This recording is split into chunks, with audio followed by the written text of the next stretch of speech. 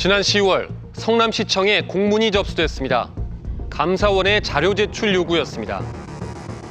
성남시는 구도심인 신흥동 옛 제1공단 자리에 공원을 만든 데 이어 법원과 검찰 청사 이전도 추진 중인데요.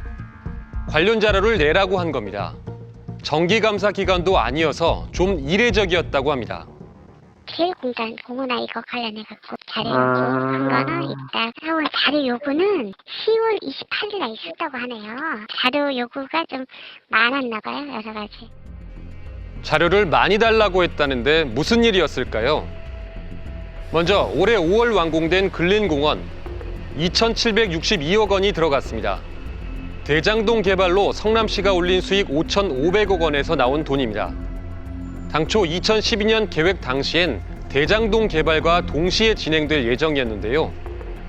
4년 뒤 공원 조성은 별도 추진하기로 바뀌면서 완공도 늦어졌습니다. 이재명 당시 시장은 공원 부지 일부에 소송이 걸렸고 따라서 불가피하게 대장동 개발과 분리됐다고 설명했습니다. 그러자 특혜 시비가 불거졌습니다. 늦어진 공원 조성 때문에 대장동 개발까지 차질을 빚을까 분리해준 거 아니냐는 겁니다. 대장동에서 벌은 돈은 대장동에 써야지 왜 엉뚱한 동네 갔습니까? 원래는 결합 개발을 해서 동시에 하려고 했지만 그 소송 문제 때문에 분리해서 여기 수익금으로 그 1공단을 사업하기로 한 것이기 때문에 법률상 의무에 의한 당연한 것은 아니다. 그런데 이런 의혹을 포함한 대장동 사건은 이미 1년 넘도록 수사와 재판이 진행 중이죠. 이미 검찰청에서 다 가져간 자료이기 때문에 이거 관련해가지고 뭐 엄청나게 많이 조사를 했죠. 저기 검찰에서요. 감사원의 정확한 의도를 잘 모르겠어요. 지금 그거를 왜 보는지는 정확하게는 잘 모르겠어요. 그럼 공원 옆으로 법원과 검찰 청사를 옮기는 이른바 법조단지 이전은 무슨 내막일까요? 원래는 신도시 지역인 분당구 구미동에 법조단지를 조성하려 했는데요. 구도심 상권 붕괴 우려가 나오자 후보지를 수정구 신흥동으로 바꿨고 성남시와 법원, 검찰이 올해 초 협약까지 마쳤습니다. 이런 마당에 감사원은 왜 아직도 후보지가 두 곳으로 남아있냐며 자료를 내놓으라고 한 상태입니다. 성남시 측에선 행정상 어떤 문제가 있다는 것인지 어리둥절해하고 있습니다. 두 분 나왔던 것 같아요. 감사원에서는 뭐 거기도 지정하고 신흥동도 지정하는 게 뭐 두 군데 지정하는 게 문제 있다. 뭐가 문제가 있다는 건지 저도 궁금합니다. 이게 계획이잖아요, 계획. 예, 계획을 하나만 세우라 이런 게 그래서 하나는 어차피 나중에 해제를 하면 되니까. 스트레이트가 감사원에 물어봤습니다.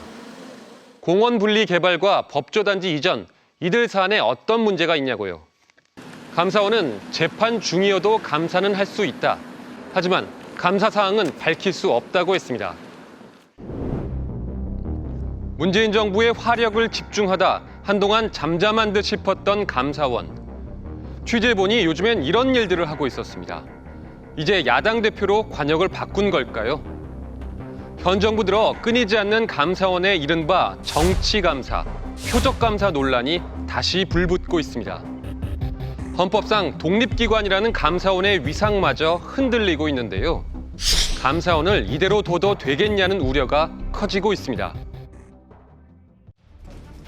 윤석열 대통령 취임 한 달 뒤인 지난 6월, 해경과 국방부가 기자회견을 자청했습니다. 2년 전 발생한 서해 공무원 피격 사건 당시 사망자의 월북 증거는 없었다고 밝혔습니다.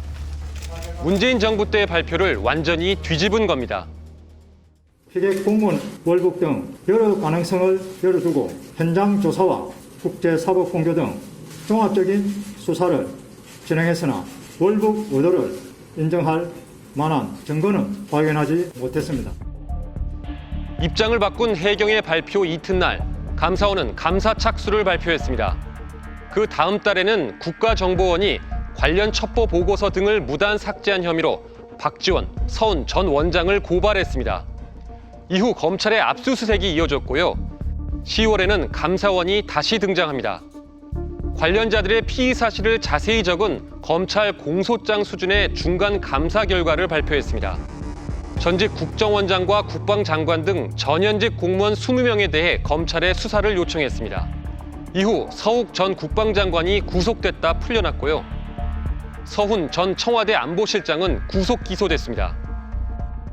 전체적인 흐름들로 보면은 당연히 감사원이 먼저 판을 깔아놓는 식으로 일이 진행됐다라고, 그 다음에 검찰이 수사에 돌입하는, 이게 제일 안전하고도 효율적인 방법이니까 그 방법을 채택한 것이다. 우리는 그렇게 의심을 하죠. 해경 등의 입장 번복 하루 만에 기다렸다는 듯 나섰던 감사원. 감사가 결정된 과정을 들어볼까요? 단독 결정입니까? 연합뉴스 채널을 틀었는데 아니 그러니까요. 해경청장이 그게 누구하고 같이 월북이 아닙니다는 취지로 번복 회견을 하고 있습니다. 그 공직사회에 있을 수 없는 일입니다. 6시에 저 비서관께 청장님. 문자 보내서 간부회의 소집했습니다. 감사원의 사무총장이 TV 보다가 야 이렇게 있을 수 있는 일이 이런 일이 생겨 이러면서 저거 감사해야 돼 이러면 감사하는 겁니까? 뭐 그렇게 뭐 단정적으로 말씀. 아니 TV에서 기자회견을 보다 감사를 결심했다는 유병호 사무총장. 당시 그는 임명된 지 겨우 하루가 지난 상태였습니다. 그러니까 사무총장이 되자마자 TV를 보고 서해 피격 감사에 착수했다는 말인데요. 유 총장은 현 정부 출범 전 대통령직 인수위원회에서 전문위원으로 활동했습니다. 정무사법행정분과, 박기동 현 서울중앙지검 3차장도 같은 분과에서 일했군요. 그는 인수위 해산 뒤 곧바로 3차장에 임명됐는데요. 서해 피격 사건을 수사 중인 공공수사 일부를 지휘하고 있습니다. 이 분과에는 실명이 감춰진 국가정보원 직원도 있습니다. 이렇게 놓고 보니 서해 피격 사건을 둘러싼 감사원과 검찰, 국정원의 삼박자가 우연히 맞아떨어진 게 아니겠구나 하는 의구심마저 듭니다. 처음부터 무슨 뭐 의도되거나 개선된 게 아니라고 할지라도 바로 이런 구조가 있기 때문에 처벌받아야 되는 점이 있다면 처벌을 해야 되는 사건임에도 불구하고 오히려 정치적으로 오염될 수 있는. 현재 감사원의 실세로 알려진 유병호 사무총장. 차관급이지만 그는 장관급 이상이 주로 참석하는 국무회의도 배석합니다. 지난 10월 5일 국무회의장. 유 총장이 누군가에게 보낸 문자 메시지가 카메라에 포착됐습니다. 오늘 또 제대로 해명 자료가 나갈 겁니다. 무식한 소리 말라는 취지입니다. 서해 피격 사건 감사에 대한 비판 기사를 놓고 한 얘기라는데 받는 사람이 이관섭 수석이라고 돼 있습니다. 대통령실 국정기획수석입니다. 독립기관인 감사원이 대통령실에 실시간 보고하는 것으로 해석돼 파문이 일었습니다. 특히 메시지 문구 중 또라는 말에 의혹이 집중되기도 했죠. 연락을 하루 이틀 주고받은 사이는 아닌 것 같다는 건데요. 문자 보내신 적도 있습니까? 이 사안 관련해서는 문자 그 앞에 보내신 지어진 적이 있냐고요? 그거는 따로 답변 드리지 않겠습니다. 왜요? 거부 사유가 없습니다. 그거는 업무 증언 관련된 거부하시는 것이면 법적인 사유가 있어야 됩니다. 문자 보내신 적 있어요, 없어요? 따로 답변 드리지 않겠습니다. 이렇게 유병호 총장은 질문을 피해갔고 대통령실도 이관섭 수석이 보도에 대한 사실 여부를 단순 문의한 것이라며 선을 그었습니다. 그런데 문자 메시지 사태의 2달 앞선 지난 8월 22일 국무회의 영상을 보면요. 예, 고맙습니다. 예. 하루 전 임명된 이관섭 수석이 참석자들과 명함을 주고받으며 인사하는 장면입니다. 대부분 처음 만난 사이로 느껴지는데요. 하지만 감사원의 유병호 총장과는 거의 머리를 맞댄 채 꽤 긴 시간 대화를 이어갑니다. 친분이 남달라 보입니다. 이 문자를 통해서 뭐 이 언론 보도에 대한 얘기를 그냥 한 것이다라고 할지라도 과연 그게 처음과 끝이었겠느냐. 당연히 이거는 의문이 남는 거죠. 서먹서먹한 사이, 한 번도 뭐 의견을 교류해보지 않은 사이에서 그런 얘기를 보내기는 어렵지 않겠습니까? 자, 그런데 감사원과 대통령실은 왜 거리를 둬야 한다는 걸까요? 감사원의 독립성이 법에 명시돼 있기 때문입니다. 감사원은 대통령에 소속화돼 직무에 관하여는 독립의 지위를 가진다. 이렇게 말이죠. 하지만 이 직무상의 독립성은 언제든 흔들릴 수 있는 게 현실입니다. 감사원장과 감사위원, 사무총장 모두 대통령이 임명하기 때문입니다.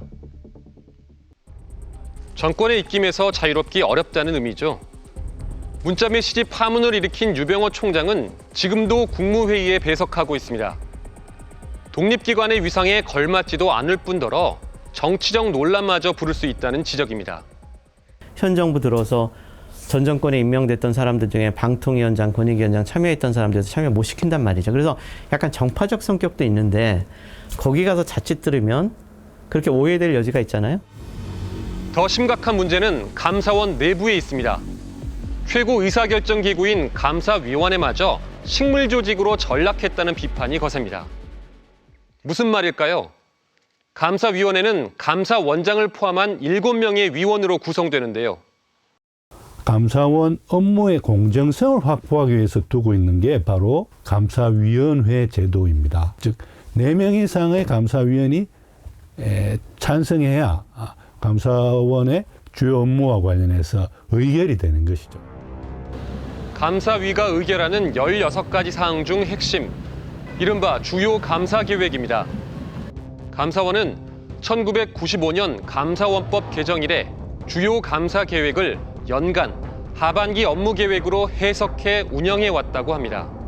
1년에 정기적으로 2차례 감사위가 감사계획을 정한다는 건데요. 다만 주요 감사계획에 대한 개념은 따로 정의되지 않았다고 합니다. 결국 주요한 게 아니라고만 하면 감사위를 안 거쳐도 얼마든지 감사가 가능하다는 얘기입니다. 연간 감사에게 설령 반영이 안 돼 있다고 하더라도 그때 시적절하게 나가는 어떤 특별 감사 상황에 대해서는 원장 결재로 충분히 나갈 수 있도록 돼 있습니다. 맞습니까? 이번 서해 피격감사도 그랬습니다. 위원회 의결을 거쳤습니까? 위원회 의결 사항이 아닙니다. 상하반 거쳤습니까? 거치지 않았습니까? 제가 의결 사항이 사실관계를 아닌데 묻습니다. 그 거칠 필요도 없습니다. 상하반 감사계획 말고는 거치지 않습니다. 한 발 더 나가 감사원은 이런 말도 합니다. 수시로 변경되는 사항에 대해서는 원장이나 사무총장한테 위임이 돼 있었다는 말씀 다시 한번 드리고요. 감사위 의결 이후 변경 사항은 사무처에 위임한다는 방침을 감사위원들에게 설명하고 동의를 구했다는 겁니다. 2015년부터 그렇게 해왔다고 합니다. 스트레이트는 최재해 원장을 제외한 현직 감사위원 6명 전원에게 이 같은 위임 방침에 대한 설명이나 동의 요청을 받았는지 물어봤는데요. 일부 감사위원은 그런 적 없다고 답했습니다. 이건 어찌된 일인지 감사원에 다시 물었더니 말이 바뀌었습니다. 동의를 구하는 게 의무는 아니란 겁니다. 이 동의서를 어떤 내용으로 작성을 하는 거예요? 그거는 제가 확인해드리기 어렵고요. 동의 절차가 꼭 필요한 건 아니라는 거고요. 이게 없다고 해서 위법한 건 아니라는 말씀입니다. 원장과 사무총장이 알아서 마음대로 할 수 있다라고 지금 얘기하는 거잖아요. 사무처에 위임하는 방식으로 운영 중이다. 이것의 그 법적인 근거가 뭐냐? 없다는 것이죠. 예, 이런 식으로 운영하는 것 자체가 위법이다. 아예 감사원은 자체 사무 규정에 분기와 월별 계획은 원장이나 사무총장이 결재할 수 있도록 못 박았습니다. 감사위원회 의결도 없이 만든 조항인데요. 상위법인 감사원법을 어기고 있다는 지적이 나옵니다. 매우 위헌적이고 위법적인 그런 내용들이 많이 들어가 있고 특히 감사원법의 범위 내에 있어야 되는 감사원의 운영 규정이라든가 운영 규칙이 지금 엉망으로 돼 있다는 거죠. 과거 감사원이 정치적 논란에 휩싸였던 대표적 사례, 바로 이명박 정부가 추진한 4대강 사업 감사입니다. 첫 감사는 2011년. 절차상 별 문제가 없고 홍수 방지에 도움이 될 거라는 감사 결과가 나왔습니다. 그러나 이 대통령의 임기 종료를 딱 한 달 남긴 시점에 감사에선 180도 달라졌습니다. 보호 내구성을 위한 보강공사, 실효성 있는 수질 개선 대책 및 합리적인 준설 방안 마련이 필요한 시점입니다. 박근혜 정부가 출범하자 감사원은 이명박 전 대통령도 직접 겨냥했습니다. 현 감사원장인 최재해 당시 사무차장. 보호 위치, 준설 등은 추후 운하 추진에 지장이 없도록 계획돼 있다. 이런 표현이 나옵니다. 대통령의 의중은 반영된 거 아니냐 이런 생각은 듭니다. 이후 문재인 정부로 바뀌자 4대강에 대한 정책 감사가 또 이루어졌습니다. 그러나 국토부는 지시 내용의 근거가 무엇인지 그리고 타당한지 등을 검토하지 않은 채 대통령의 지시에 맞추어 같은 사안을 놓고 정권이 바뀔 때마다 감사 결과도 춤을 췄습니다. 정치적 지형에 따라서 감사 결과가 계속 바뀌어 왔었고 전 정권에서 있었던 일들을 감사해갖고 현 정권의 정치적 이익을 돕는 기구처럼 이렇게 감사원이 돼버려가지고 헌법적으로 보면은 이 존재 목적 자체를 훼손하고 있는 그런 상황으로 보여집니다. 이처럼 감사원이 논란을 일으켜도 견제할 수단 역시 마땅치 않습니다. 국회 국정감사가 유일한 감독 권한이지만 무시되기 일쑤입니다. 올해 국감에서도 국회 요청 자료를 거부한 비율이 30%나 됩니다. 다른 부처는 보통 자료를 안 내는 비율이 10%가 채 안 된다는데요. 이제는 감사원법 개정을 포함한 제도적 정비가 시급하다는 목소리가 커지고 있습니다. 민주당이 최근 감사원법 개정안을 발의했죠. 감사위 의결사항을 구체화하고 감사계획 변경 때도 감사위를 거치도록 했습니다. 또 소관 상임위가 요구하면 비공개 의결도 국회에 보고하라는 게 핵심입니다.